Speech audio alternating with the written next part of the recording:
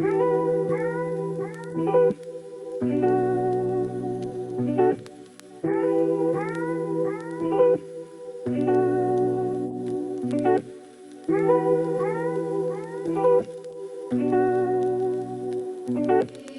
are listening to Cypress Beats.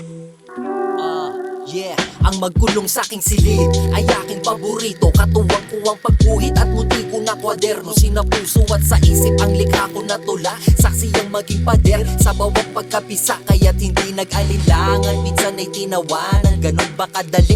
Bakit di mo rin subukan? Subukan paglaanan upang iyong malaman. Ang laban ay pupukan sa ganitong larangan.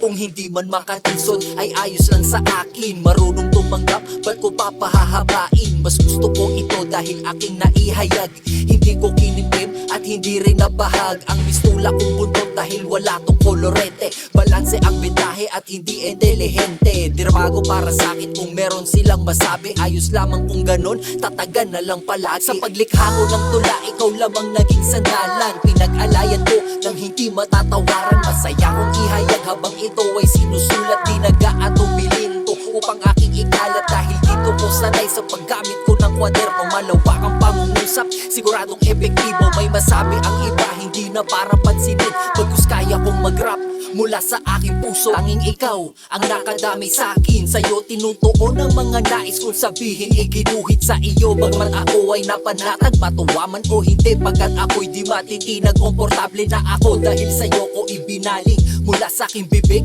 at nanggaling sa damdamin. Ipagdamot mo na kung madalas kang pinupunit. Sumasablay ako sa aking mga ginuhit. Mawala sa kondisyon ay tuloy lang sa pagsulat. Pwede ring magpahinga at ibaba mo ang talukap. Kaya dapat mong tapusin ang iyong nasimulan upang malaman mo kung anong pinaghirapan ng nag-iisang ikaw ay madalas pakinggan. Tuloy ang paghakbang kahit may harang sa daan. Tiisin mo lang ang hirap kung merong matututunan. Di lahat kayang gawin ng iyong pinag-alayan.